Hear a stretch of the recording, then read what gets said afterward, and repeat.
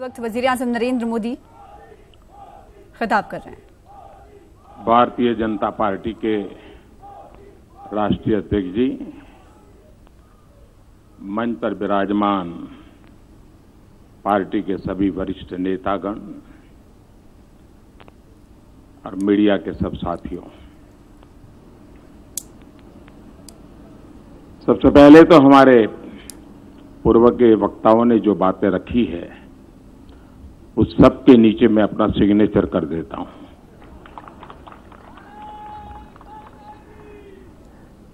और इसलिए रिपीट करने की जरूरत न पड़े।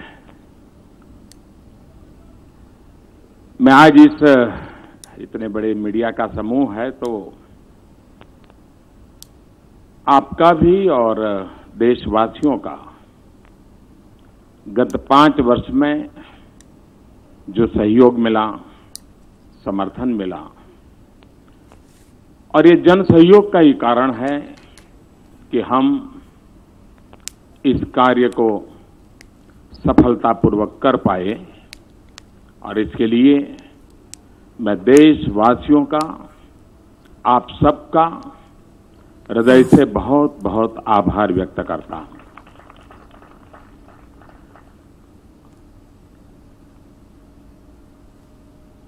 सामान्य रीते ये स्वाभाविक है कि चुनाव के पहले हर राजनीतिक दल अपनी बात लेकर के आती है, लेकिन राजनाथ जी के नेतृत्व में हमारे अध्यक्ष जी ने जो कमेटी बनाई थी उसने पिछले 2-3 महीने लगातार मेहनत की और एक प्रकार से जन के मन की बात, उनकी आशा, अपेक्षा, आकांक्षाओं को सुनना, समझना और एक डॉक्यूमेंट में भले सब कुछ ना आ जाए लेकिन उसकी मूलभूत बातों को पकड़ करके आगे चलने का ये जो मेहनत की इस टीम ने, मैं इस टीम को हृदय से बहुत बहुत बधाई देता हूं।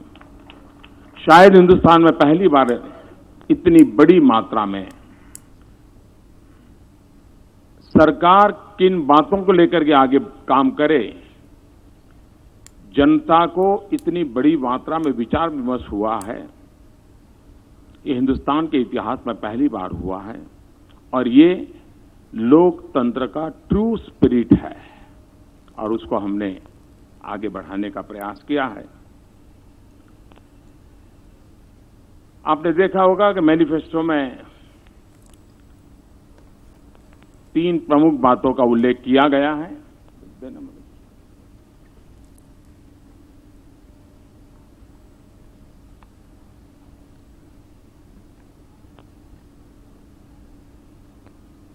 और उसी के आसपास हमारा पूरा ये डॉक्यूमेंट तैयार हुआ है। राष्ट्रवाद ये हमारी प्रेरणा है, अंत्योदय ये हमारा दर्शन है और सुशासन ये हमारा मंत्र है।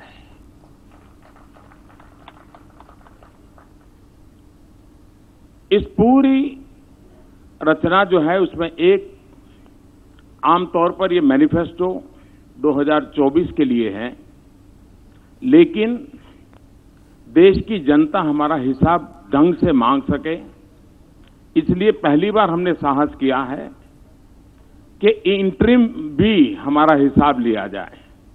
और वो है 2022 आजादी के 75 साल होंगे, तब तक हमने देश के महापुरुषों ने जिन सपनों को लेकर के आजादी का जंग किया था, आजादी के लिए बलिदान दिए थे, जब आजादी के 75 साल होंगे तब हम उनके सपनों का भारत समर्पित करने की दिशा में कुछ अहम काम कर लें, पूरा कर लें। इस उद्देश्य से 75 वर्ष 75 लक्ष्य ये हमने तय किए हैं। 75 निश्चित कदम हमने तय किए हैं। ये अपने आप में टाइम बाउंड, वेल डिफाइंड शायद ही कोई घोषणा पत्र में या संकल्प पत्र में आप पहली बार देख पाते होंगे। उसी साथ साथ हम जब इस मैनिफेस्टो को लेकर के आए हैं तो साफ है हमारे मन में, वन मिशन वन डायरेक्शन। हम देश को समृद्ध बनाने के लिए, सामान्य मानवीय के सशक्तिकरण को लेकर के, जन भागीदारी को बढ़ाते हुए, लोकतांत्रिक मूल्यों को महत्व देते हुए, और सरकार की सबसे बड़ी कसौटी ये नहीं होती है कि आपने क्या किया, सरकार की सबसे बड़ी कसौटी है लास्ट माइल डिलीवरी की। और इसलिए वन मिशन वन डायरेक्शन लेकर के हम आगे बढ़ना का हमारा निर्धारित मंत्र है। उसी प्रकार से हमारे समाज में विविधताएं हैं, भाषा की विविधता है, जीवन स्तर की भी विविधता है, शिक्षा में भी विविधता है, जीवन शैली में भी विशेषता है। और इसलिए एक ही डंडे से सबको हाँका नहीं जा सकता, और इसलिए विकास को हमने मल्टी लेयर बनाने की दिशा में, इसमें हमने समाहित करने की पूरी कोशिश की है। गांव हो, शहर हो, अगड़ा हो, पिछड़ा हो, दलित हो, पीड़ित हो, शोषित हो, वंचित हो, आदिवासी हो, पुरुष हो, महिला हो, नौजवान हो, सीनियर सिटीजन हो, हर एक को एक प्रकार से मल्टी लेयर हमने इसकी सबको एड्रेस करने की कोशिश की है। दूसरा हमने प्रयास किया है मल्टी डायमेंशनल, जैसी जहां आवश्यकता उस प्रकार से हम आगे बढ़ना चाहते हैं। एक ही खांचे में, एक ही सांचे में, एक ही ढांचे में चीजों को समाहित करके हम परिणाम नहीं ला सकते हैं। राजनीति चल सकती है, लेकिन देश नीति चलाने के लिए, देश को आगे बढ़ाने के लिए हमने मल्टी डायमेंशनल लेवल पे काम करना होता है। उसको हमने इसमें लेने का पूरा प्रयास किया है। अब जैसे उदाहरण के लिए, आने वाले दिनों में भारत के सामने जो कुछ कठिनाइयां नजर आ रही है, जैसे पानी, खास करके मैं आज जब तमिलनाडु की गहराई में जाता हूं तो ध्यान में आता है कि आने वाले दिन कितने संकट वाले जा सकते हैं। राजस्थान, गुजरात जैसे प्रदेश सदियों से पानी के अभाव में जिए हैं, उन्होंने अपने रास्ते खोजे हैं, लेकिन आज भी देश के कई प्रदेश हैं, उनके लिए भारत सरकार ने गंभीरता से सोच करके समस्याओं का समाधान करना होगा और एक लंबी योजना से करना होगा। और इसलिए हमने सोचा है कि देश में पहली बार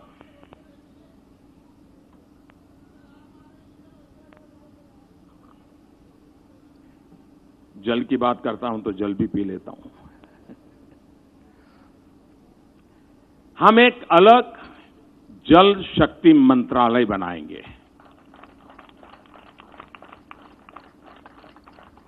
हमने इस बजट में मछुआरों के लिए, और कोस्टल एरिया में ही मछुआरे भाई बहन ऐसा नहीं है, हमारे देश की नदी तट की संस्कृति में मछुआरे एक बहुत बड़ी इकोनॉमिकल एक्टिविटी का माध्यम रहे हैं। और इसलिए हमने इस बजट में मछुआरों के लिए एक अलग मंत्रालय की बात बजट में कही थी। हम आने वाले दिनों में जल शक्ति एक अलग मंत्रालय बनाएंगे। नदियों का ऑप्टिमम यूटिलाइजेशन पानी का कैसे हो, कोई हैंडपंप लगाए और चुनाव जीत जाते थे, वो एक जमाना था। लेकिन अब माताओं बहनों को पानी की दिक्कत से मुक्त करके नल से जल कैसे पहुंचाए, इस पर हम काम करना चाहते हैं। हम पानी के संबंध में एक स्पेशल टास्क फोर्स, एक मिशन मोड में रचना करके उसका हम एक बहुत बड़ा बल देकर के काम करना चाहते हैं। और खास करके मैं तो तमिलनाडु के लोगों से मिला था, ये विचार हमारे मन में कई छोटे छोटे इलाकों से दूर सुदूर लोगों ने हमें जो मन की बात भेजी इसमें आया है और उसको लेकर के हमने इसका महात्म्य समझा है और उसको हम आगे ले जाना चाहते हैं। हम लोगों ने 2014 से 2019 हमारे सारे कामों को देखेंगे। ये बात सही है कि कोई भी सरकार होती है, बहुत लोगों को बुरा लगता है क्योंकि उससे कुछ लोगों के जो मूल एजेंडा है उसको तकलीफ होती है, लेकिन ये सही है कि गई बती हुई सरकार और हमारी सरकार का मूल्यांकन तथ्यों के आधार पर होना चाहिए। और 2014 से 19 अगर एक शब्द में कहना है तो हमारे सभी कार्यों की रचना के मूल में सामान्य मानवीय की जो आवश्यकता है उसको एड्रेस करें। हमारे सारे कामों को उसको हमने बल दिया, लेकिन देश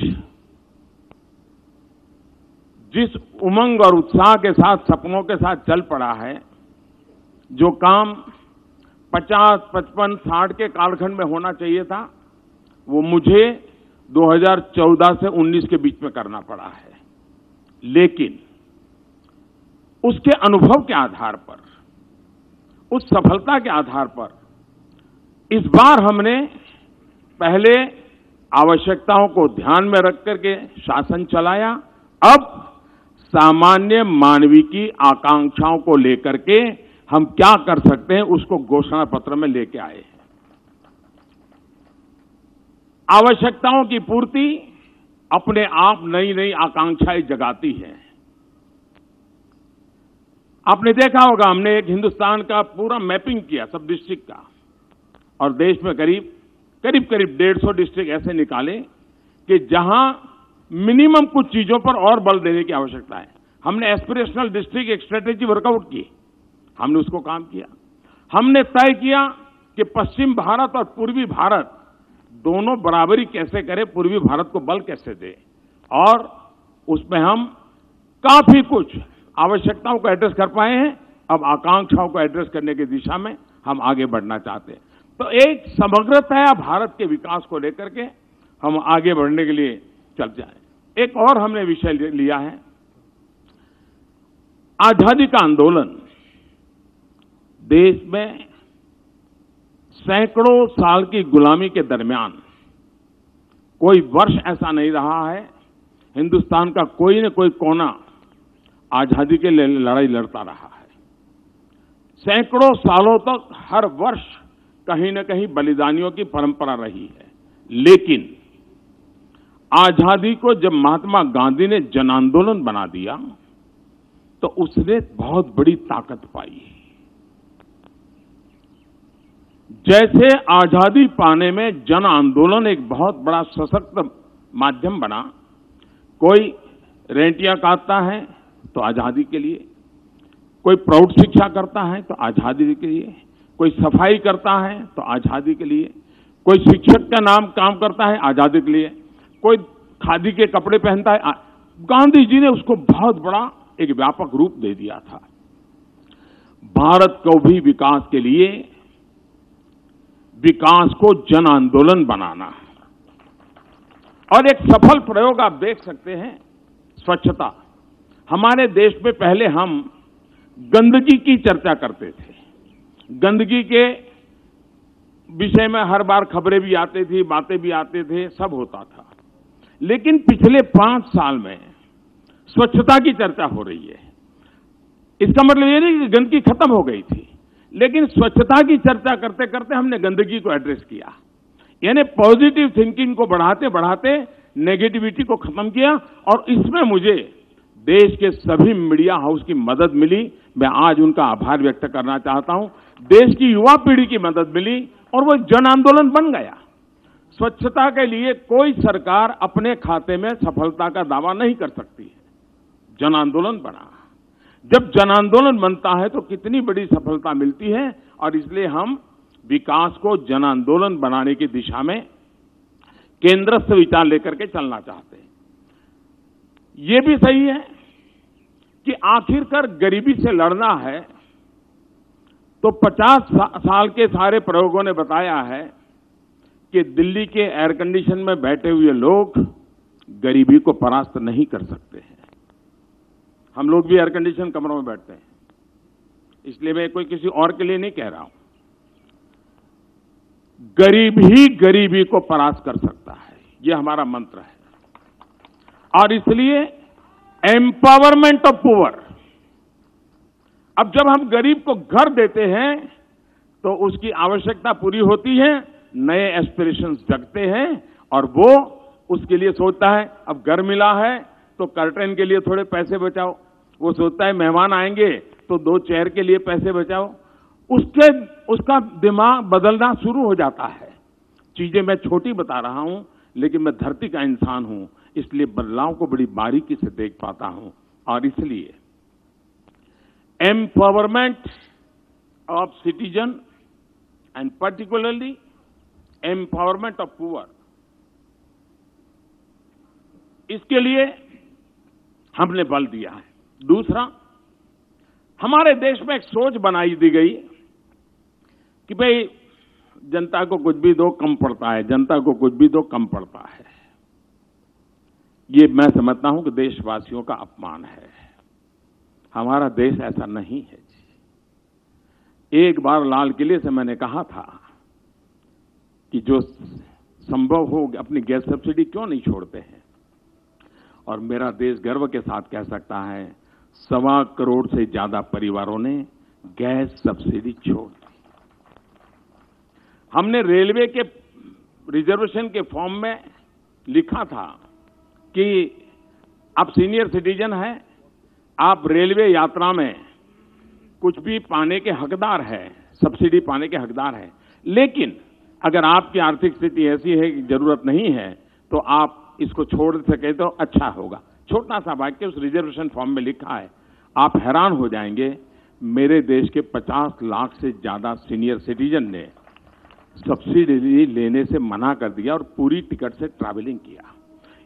देश के अंदर ये जो ताकत है, हम उसको एड्रेस करना चाहते हैं, हम इसको बल देना चाहते हैं, हम नागरिक पे भरोसा करना चाहते हैं। हम नागरिक के ये जो, क्योंकि हम ही देश बड़ा बनाना चाहते नहीं है, हिंदुस्तान के 130 करोड़ लोग भी देश को बड़ा बनाना चाहते हैं। और इसलिए हमने हमारी सारी योजनाओं में नागरिकों की शक्ति है, उस शक्ति को हमारे विकास का आधार मानने का ये इस पत्र में हमारे कार्यक्रमों की रचना के केंद्र बिंदु में दिखेगा। हमारे देश में भ्रष्टाचार की चर्चा बहुत हुई है।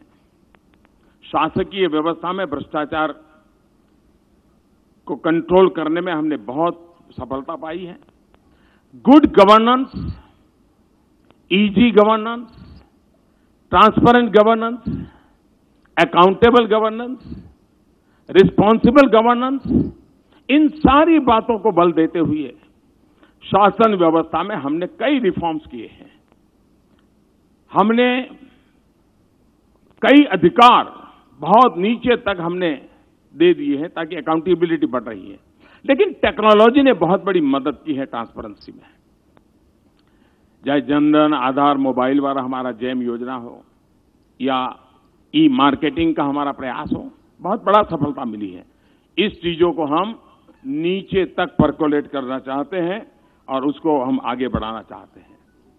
किसान के लिए पेंशन की बात हो, खेत मजदूर के लिए पेंशन, इस एक बहुत बड़े कदम की ओर हम आगे बढ़ रहे हैं ताकि वो एक एश्योर्ड जिंदगी जीने के लिए, अपने परिवार के साथ काम करने के लिए सफलता से आगे बढ़ेगा। ऐसे अनेक विषयों की चर्चा आज यहां पर हमारे साथियों ने की है, लेकिन मैंने पहले ही कहा सभी क्षेत्रों में जब हम बात कर रहे हैं तब ये हमारा संकल्प पत्र, ये सुशासन पत्र भी है, ये हमारा संकल्प पत्र राष्ट्र की सुरक्षा का पत्र भी है, ये हमारा संकल्प पत्र राष्ट्र की समृद्धि का भी पत्र है। इन सारी बातों के साथ आपको याद होगा कि हम 90 के दशक में बार बार सुनते थे 21वीं सदी आ रही है, 21वीं सदी आ रही है। लेकिन देश को उसके लिए तैयार करने में हमने मौका गंवा दिया। 21वीं सदी एक नारा बन गया, चुनाव में बोला जाता था, चर्चा होती थी। 21वीं सदी में तो हम 2 दशक तो पार करने की पहुंच गए हैं। 2022 आजादी के 75 साल है और कुछ ऐसे ऐतिहासिक पल होते हैं जो प्रेरणा के लिए बहुत बड़ी ताकत रखते हैं। अगर गांधी 150 तो अपने आप में स्वच्छता के लिए एक प्रेरणा का कारण बन सकते हैं। आजादी के 75 साल प्रेरणा का कारण बन सकते हैं। अब हम सुनते हैं कि 21वीं सदी एशिया की सदी है। अगर 21वीं सदी एशिया की सदी है तो भारत उसको लीड करें या न करें, करना चाहिए कि नहीं कर चाहिए, कर सकते हैं या नहीं कर सकते हैं, हमारा संकल्प पत्र है। हम संकल्प के साथ चलते हैं कि जब हिंदुस्तान की आजादी के 100 साल होंगे, 2047 आजादी के 100 साल हो, तब देश डेवलपिंग कंट्री से डेवलप कंट्री की ऊंचाई को कैसे पार करे। और ऐसी बहुत सी बातें हैं, बहुत सी बातें कह सकते हैं हम, लेकिन मैं 2047 की ओर नहीं ले जा रहा हूं आपको, लेकिन 2047 का जो मजबूत फाउंडेशन है 2019 से 24 में रखना होगा। 2019 के 24 के मजबूत फाउंडेशन के आधार पर ही 2047 आजादी के 100 साल देश और वो हिंदुस्तान के हर नागरिक का सपना बने, एक मास मूवमेंट बने। हमें देश को वहां ले जाना है और एक बार ये हम मिजाज पैदा कर देते हैं। हमने घोषणा पत्र में, संकल्प पत्र में इस बात का इशारा किया है, विस्तार नहीं किया है, लेकिन हमने जो विस्तार किया है वो इन 5 सालों के लिए किया है। और उसमें हमने 2022 आजादी के 75 साल को देश के सामने हमने अपने आप को कटघरे में खड़े कर करके अकाउंटेबिलिटी के लिए प्रस्तुत किया है। ये अपने आप में एक बहुत बड़ा हमारा निर्णय है और हमने किया है। देश भ्रष्टाचार को सहने को तैयार नहीं है। कानून नियमों की व्यवस्थाएं हो, हमारा अप्रोच हो और हम ईमानदारी को बल देते हुए, ईमानदारी की प्रतिष्ठा को बढ़ाते हुए भ्रष्टाचार से मुक्ति की दिशा में जाना चाहते हैं। हमने देखा होगा कि 19वीं शताब्दी में हमारे देश में जो सामाजिक बुराइयां आई थी, बहुत बड़ी मात्रा में बुराइयों ने समाज को जकड़ लिया था। उस समय के नेतृत्व ने, एक तरफ आजादी का जंग चल रहा था, लेकिन 19वीं शताब्दी में ज्यादातर सामाजिक सुधार के अभियान हुए। बड़ी हिम्मत के साथ हमारे देश के अनेक महापुरुष निकले और उन्होंने किया। आज समय की मांग है कि हमारी खास करके राजनीतिक व्यवस्था में, शासकीय व्यवस्था में जो बुराइयां घर कर गई है, 19वीं शताब्दी में सामाजिक बुराइयों के खिलाफ जिस प्रकार से एक जन चेतना का आंदोलन चला, आने वाले दिनों में इन एक निश्चित फ्रेमवर्क की व्यवस्थाओं के भीतर इस प्रकार की जो बुराइयां घुस गई हैं, उसके खिलाफ कदम भी लेने हैं, नीतियां भी बनानी है, निर्णय भी करने हैं, लेकिन जन सामान्य का दबाव भी बढ़ाना है, एक जन आंदोलन भी करना है, सुधार के संकल्प की ओर जाना है और उस दिशा में भी एक सकारात्मक विचारों को लेकर के हम देश को आगे ले जाने की दिशा प्रयास करते हैं। गांव, गरीब, किसान हमारे इस केंद्र में है। देश के नौजवान वो आने वाले 5 साल में 2047 का भविष्य तय करने वाले हैं और इसलिए देश के नौजवानों को उस प्रकार से परवरिश हो, देश के नौजवानों के लिए उस प्रकार के अवसर, जिसमें हम कहें 100 लाख करोड़ रुपए का इन्वेस्टमेंट, एग्रीकल्चर में 25 लाख करोड़ का इन्वेस्टमेंट, ये अपने आप में बहुत ऊंचे लक्ष्य लेकर के हम चल रहे हैं, जो पूरी व्यवस्था को, आर्थिक आधार को एक नई ताकत देंगे और एक ऐसा परिवेश जो हिंदुस्तान इस 5 साल में ऐसी स्थिति में ला देना है ताकि वो 2047 की आकांक्षाओं को अपना सपना बना ले और सपना बना करके हम उस दिशा में सरकारें आगे बढ़े, उस बात को लेकर के एक फाउंडेशन का काम भी हम इसके साथ साथ करेंगे। आकांक्षाओं को पूर्ण करने का सपना लेकर के हम आगे बढ़ रहे हैं। मैं फिर एक बार इस संकल्प पत्र की रचना में जिस टीम ने काम किया है उनका अभिनंदन करता हूं। मैं बारीकी में छोटे छोटे प्रोग्राम की रचना में नहीं गया हूं। एक मूलतः राष्ट्र को आगे 5 साल में किस दिशा में जाना चाहिए, बैक ऑफ द माइंड मेरे मन में क्या विचार रहते हैं, उसको मैंने अभिव्यक्त करने का प्रयास किया है। मैं फिर एक बार आप सबने जो कुछ भी सहयोग दिया है उसके लिए आपका धन्यवाद करते हुए मेरी वाणी को विराम देता हूं। धन्यवाद।